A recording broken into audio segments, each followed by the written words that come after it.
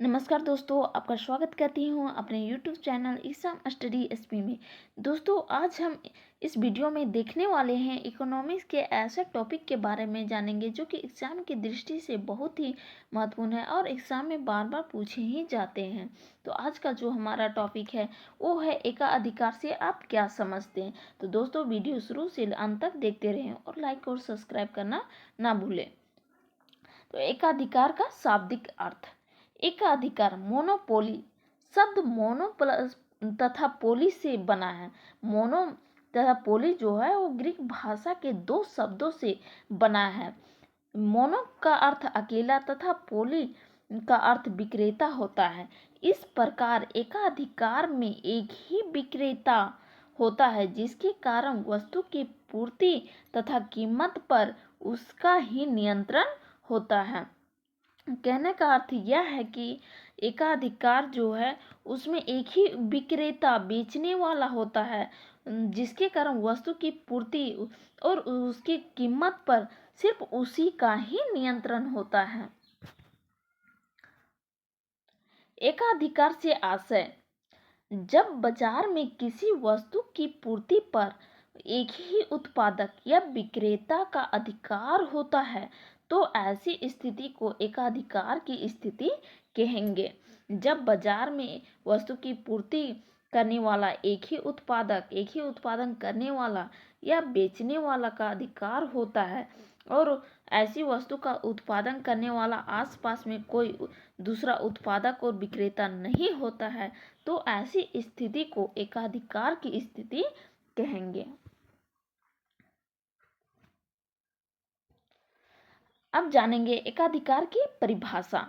विभिन्न शास्त्रियों ने एकाधिकार को अपने अपने तरीके से परिभाषित किए हैं, जिसमें जानेंगे चेम्बरलिन के अनुसार एकाधिकार उसे समझना चाहिए जो किसी वस्तु की पूर्ति पर नियंत्रण रखता हो।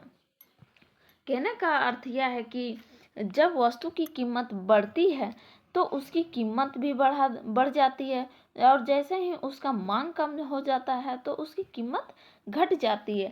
इस प्रकार से एकाधिकारी का ही उस वस्तु पर नियंत्रण होता है।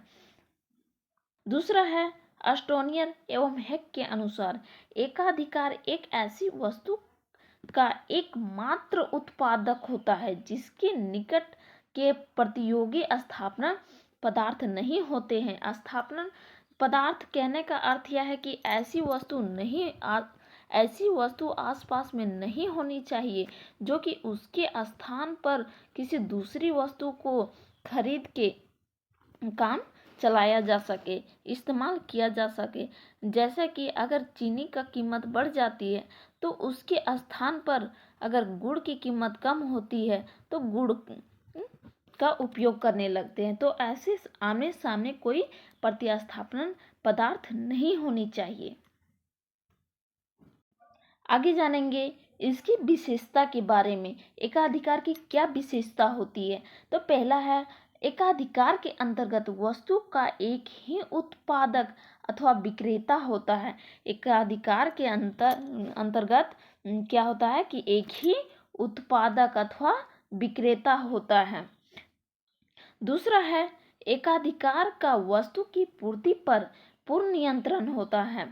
वस्तु की पूर्ति पर पूर्ण नियंत्रण होता है कि कब हम वस्तु की स्टॉक रखना है और कब वस्तु को बाजार में लाना है। इस पे क्या होता है, एकाधिकारी का पूरा नियंत्रण होता है। तीसरा है एकाधिकार द्वारा उत्पादित वस्तु की कोई निकट स्थापना वस्तुएं बाजार में नहीं पाई जाती है।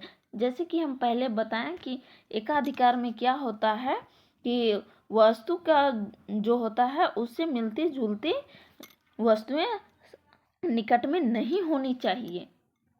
चौथा है एकाधिकार वस्तु के मूल्य को प्रभावित कर सकता है, वह मूल्य निर्धारक नहीं है। एकाधिकारी जो है वो मूल्य को प्रभावित कर सकता है लेकिन वह मूल्य निर्धारक नहीं होता है। पांचवा है एकाधिकारी वस्तु के मूल्य तथा उत्पादन की मात्रा दोनों को एक साथ निर्धारित नहीं कर सकता।